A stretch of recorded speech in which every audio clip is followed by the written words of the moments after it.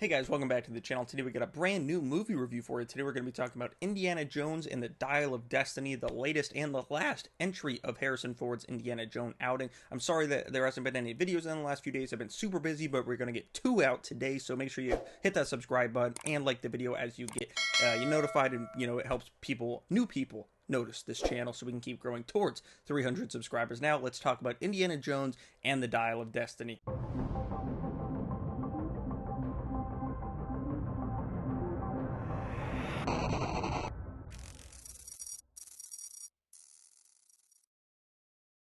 I'm going to start off by saying I really enjoyed this film. I see a lot of people hating on it. I see, at the Cannes Film Festival it got shit on. I don't think this type of movie is really made for like the hoity-toity white people sitting around a room like, where's my 3-hour long Brad Pitt, Leonardo DiCaprio just sitting in chairs talking adventure. I don't think this movie's kind of made for that crowd, and I don't mean to offend anyone by doing that, but let's face it, that's kind of what they act like, kind of snobby, kind of mean, let's face it. But I really enjoyed this film. I definitely think this film is made for people like me, people who love Indiana Jones, people who love Harrison Ford, people who were looking for a great one last ride with Indy, one last big summer blockbuster with Harrison Ford, and that's exactly what this film delivers in my opinion. My one negative is the film is long. Does it feel long?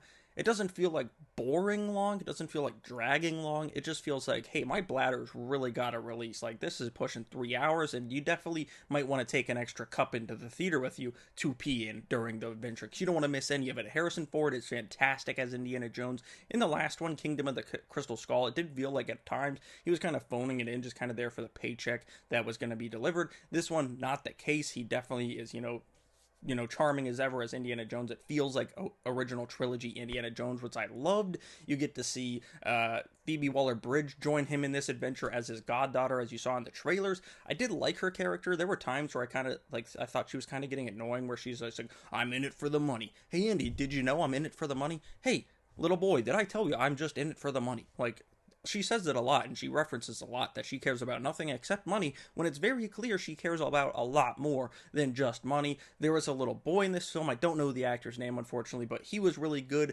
I know a lot of kid actors aren't the greatest, but he was fairly good. Not quite as good as the best Indiana Jones sidekick little kid will ever see in Short Round, but way better than Shia LaBeouf's Mutt. And I will say one more negative.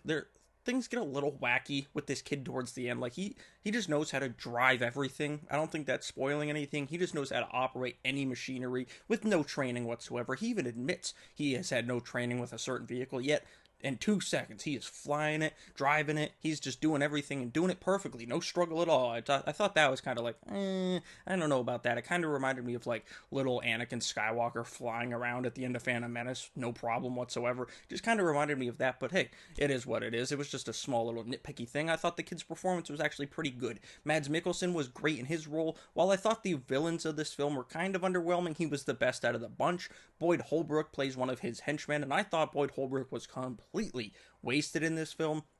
I thought Boyd Holbrook was fantastic as the villain in Logan, and ever since then I feel like he's just kind of been wasted in everything he's been in, like especially this could have been Joe Schmo off the street.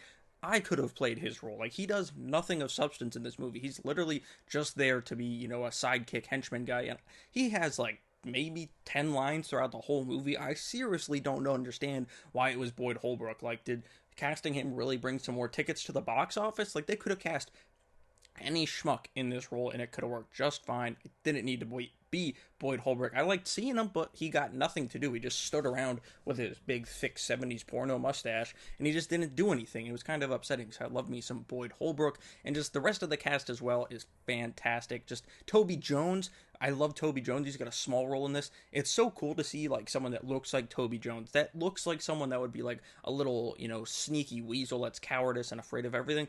I mean, he's a little nervous, but he's like kicking butt with Indiana Jones at the beginning of this thing, and it was cool to see the de-aging. That's a big thing a lot of people are talking about. I thought it looked better than a lot of the aging I've seen. At certain times when he was like moving around a lot, kicking ass, punching people, it did look a little weird, but other than that, I thought it looked fine. Like, a lot of people were saying it looked terrible. It looked way better than it looks in the trailer, and I think Harrison Ford did like a great job with portraying a younger version of himself, and even as the older Indiana Jones. Like, I thought he was moving around, kicking ass. People thought like, oh great, it's gonna be Indiana Jones sitting around in a wheelchair while Phoebe Waller-Bridge's character does all the cool badass stuff. That's not the case. Does she do cool badass things occasionally? Yeah, yes she does. She's the goddaughter of Indiana Jones. Of course she's going to do some cool stuff, but Indiana Jones is still the main character. He's still doing the cool stuff we've always seen him do, even now that Harrison Ford's 80. He's still doing awesome stuff, and I thought this film was damn good. Is it great? No. Is it the best Indiana Jones film? No. Is it the worst Indiana Jones film? Absolutely not. I don't really want to rank them because I already get in trouble for my Indiana Jones ranking because Temple of Doom is my favorite, and then Raiders, then Last Crusade. But this one's definitely better than Kingdom of the Crystal Skull. I think it's like right behind the third one. I think this is a really good film, a great last outing for India, great last outing for Harrison Ford, who's been crushing it in things like Shrinking lately, and it was a fun time. And the rewatchability of this film, I think, is very high. Like, when it comes out on 4K, I'm definitely going to be rewatching this regularly. Like, it definitely feels like, while long, very rewatchable. Like, Avatar: The Way of Water, very long. I've rewatched it once on 4K since the 4K would come out. I don't know when I'm going to watch that next, but Dial of Destiny is just a little bit shorter. I'm going to rewatch probably 2 or 3 times when I get the 4K. It's a very good film. It's a fun film, and it's a great last outing for Indiana Jones. Do they, like, wrap it up all tight? Yeah, but they also leave it open to, like, hey, maybe we could do more if we really wanted to. Do I think they are going to do more? No. Do I think this is a perfect ending? I do.